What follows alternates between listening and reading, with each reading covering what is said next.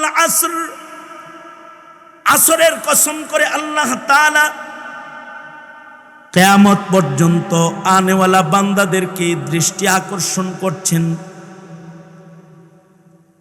তোমার হায়াত, তোমার সময়ের কসম, কালের কসম, যে কাল আমি বানিয়েছি, তুমি যে কাল ব্যবহার করছো এটার কসম। তোমার হায়াতের কাল, সময়টা কিন্তু অনেক লম্বা কাল নয়। তোমার হায়াত কিন্তু আসরের মতন। হায়াতের কসম, দামি হায়াতের কসম, আসরের কসম, কালের কসম, দামি হায়াতের কসম,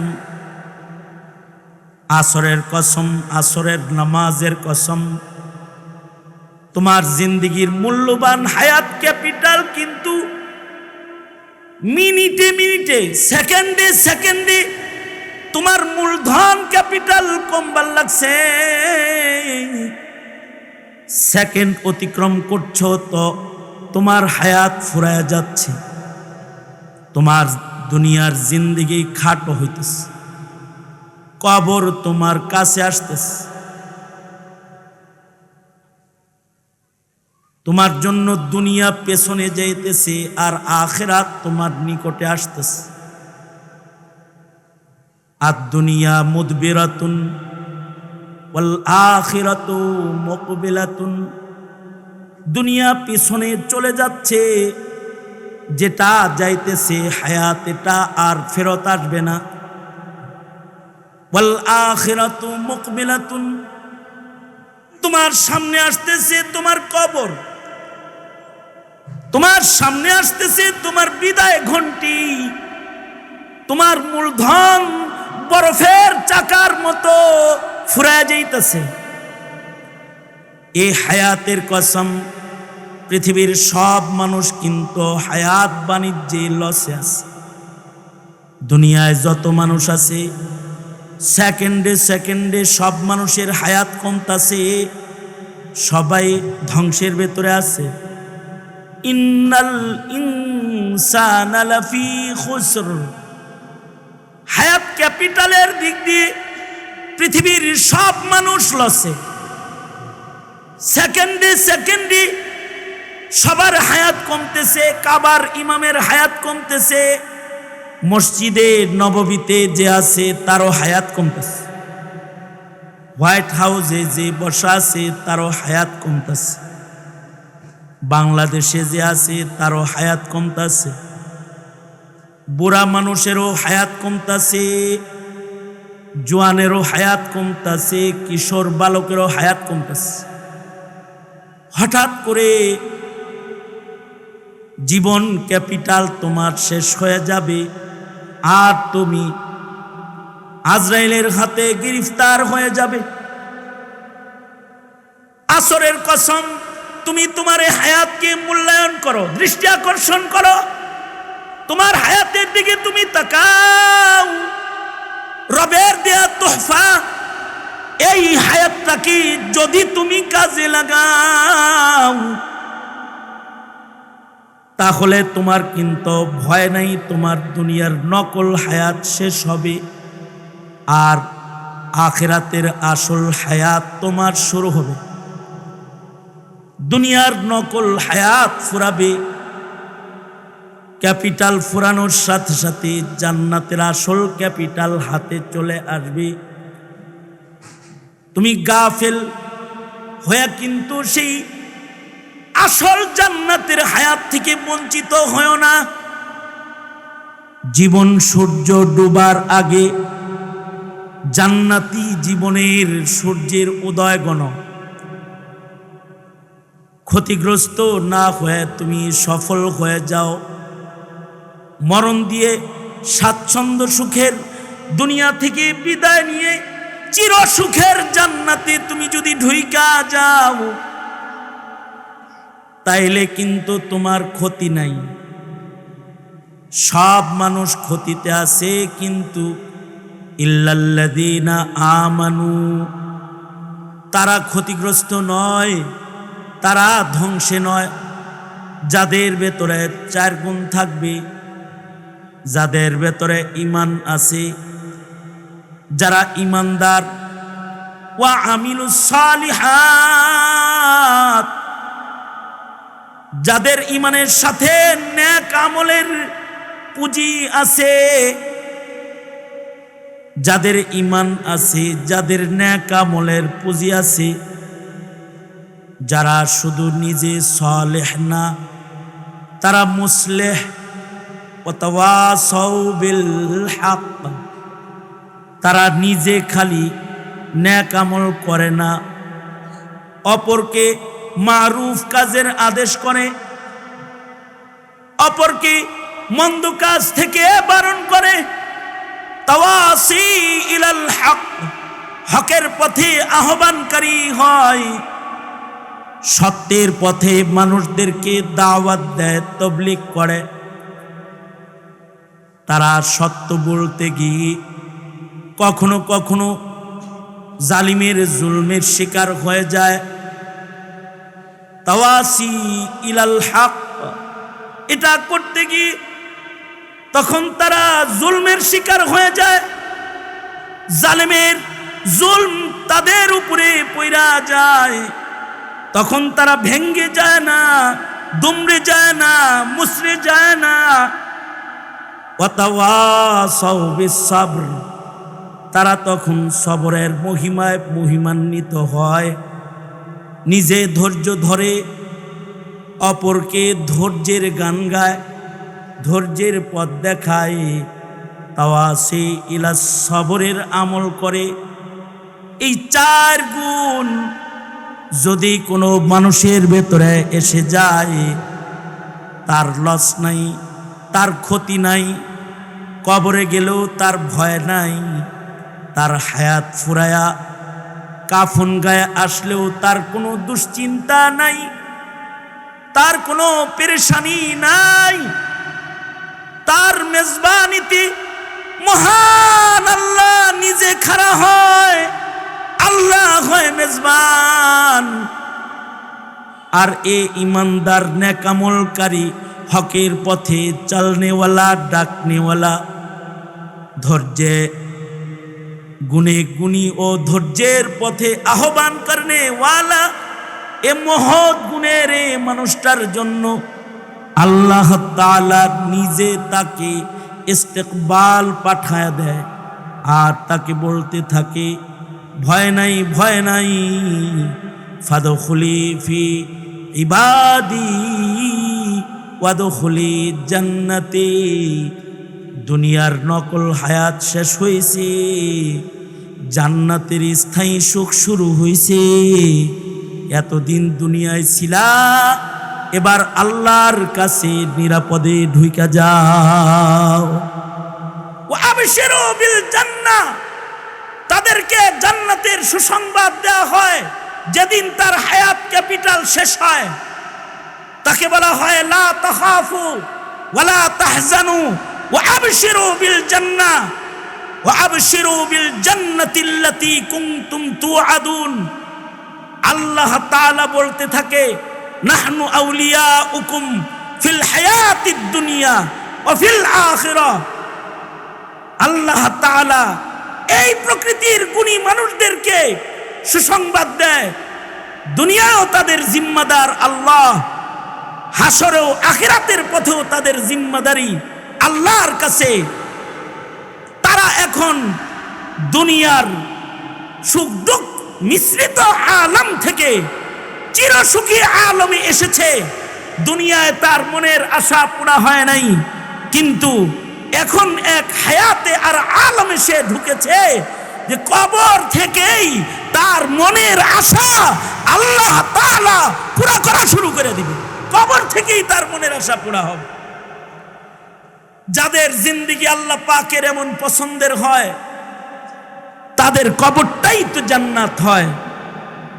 আল্লাহর রাসূল বলে তাদের বরজখটাও জান্নাত হয়, রাউজাতুম মিন রিয়াজিল জান্নায় পরিণত হয়। এমনকি তাদের কবরেও মনের আশা পুরা হয়।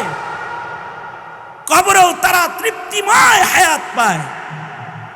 যারা দুনিয়াতে হায়াতকে আল্লাহর হুকুম দিয়া তৃপ্ত বানায় ফেলায়, তাদের তৃপ্তি আরো বাড়াইতে আল্লাহ তাআলা কবরকেও তাদের ইবাদতের তৃপ্তির ঘর বানায় দেয়। এমনিতে মুমিনের সাধারণ কবরের জীবন হলো, মুমিন কবরে যাওয়ার সাথে সাথে যদি সে ইমানদার ও নেককার হয়, তাইলে তো তার ইমান আমলগুলোই কবরে তাকে পাহারা দেয়।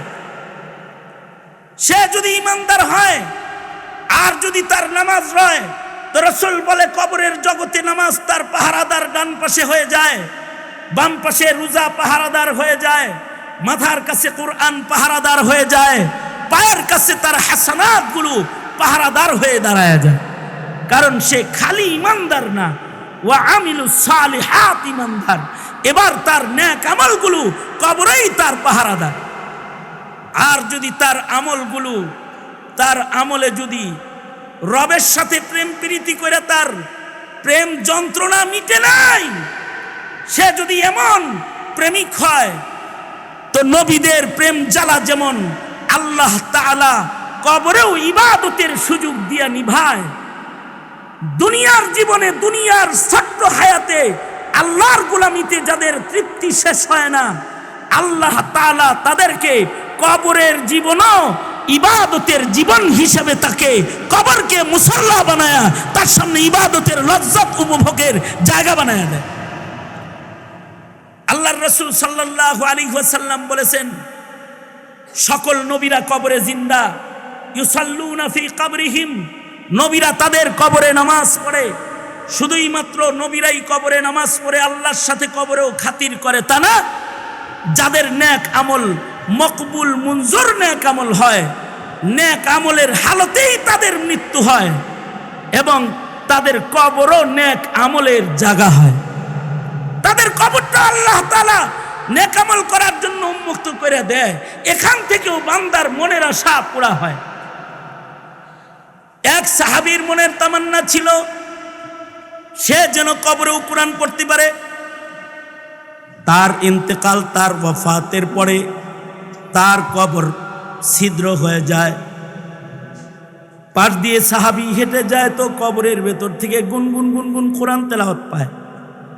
দুনিয়ায় ছিল আশিকে কোরআন, কবরের হায়াত তার ক্ষতির নয়, কবরেও সে আছে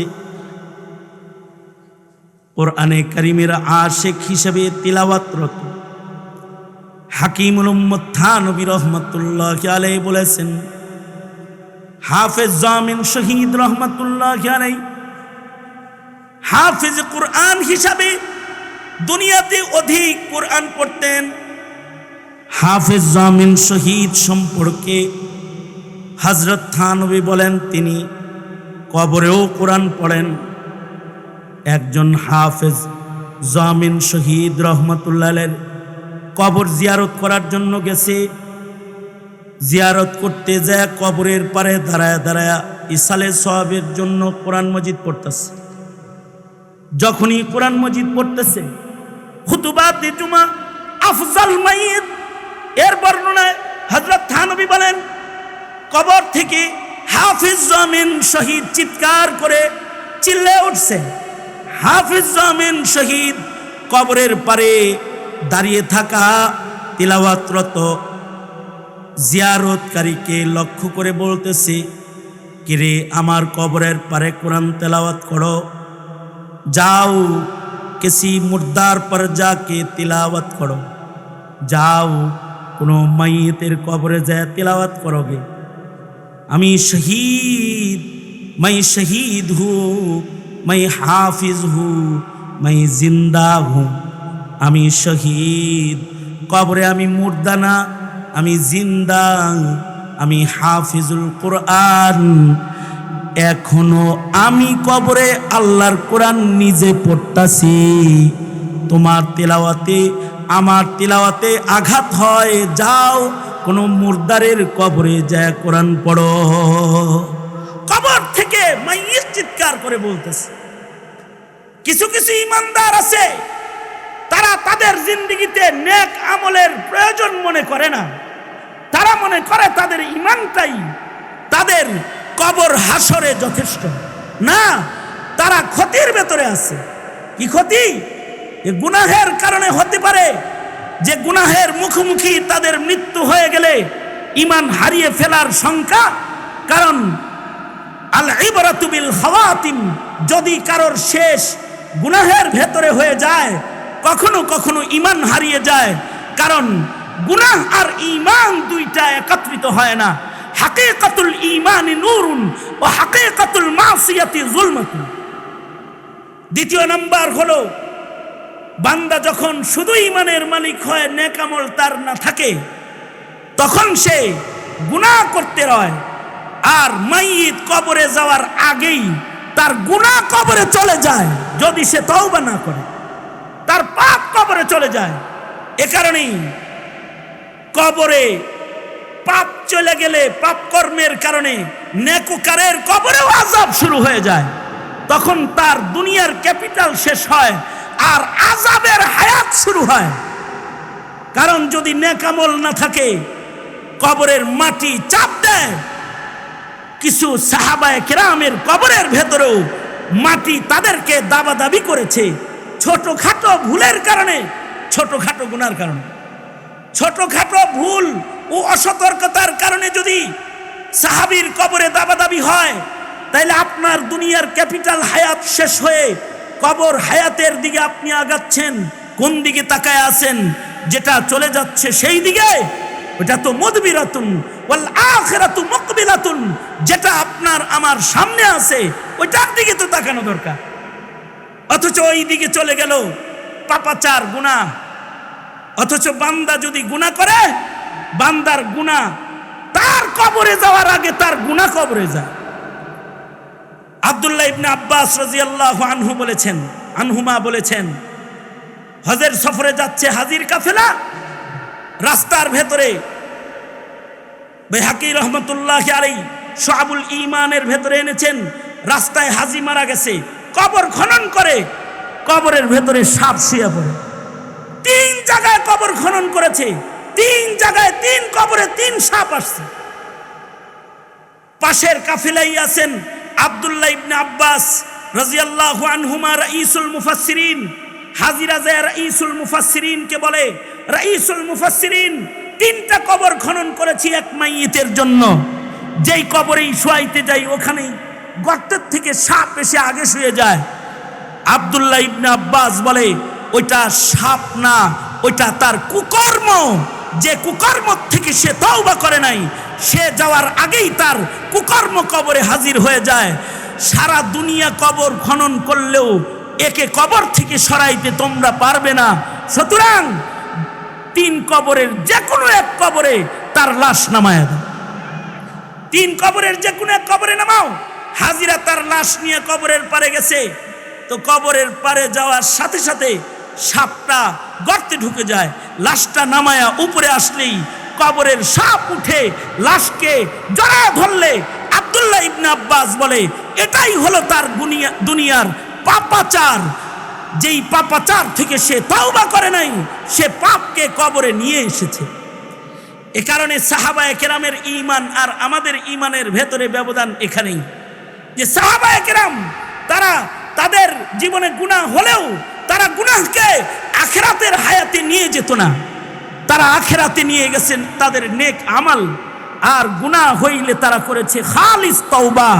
কখনো নিয়েছে দুনিয়াতেই গুনাহের হদ সাজা নিয়েও পবিত্র হয়ে তারা কবর পথের যাত্রী হয়েছেন। যারা পবিত্র হয়ে কবর পথের যাত্রী হয়, তারা জান্নাতের দিকে তাদের যাত্রা হয়। আর যারা পবিত্র হওয়ার সুযোগ পায় না, তারা দুনিয়ার হায়াত ক্যাপিটাল শেষ হয় আর তারা ক্ষতির ভেতরে নিপতিত হয়, তারা ক্ষতিতে পড়ে যায়।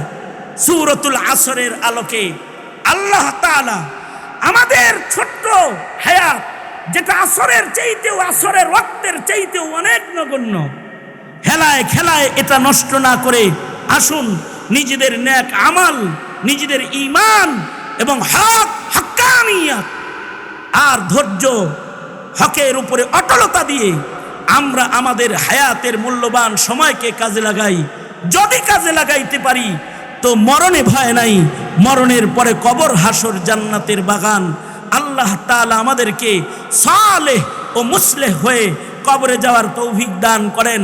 এ কামনা করেই আমার সংক্ষিপ্ত বক্তব্য এখানেই ইতি টানছি।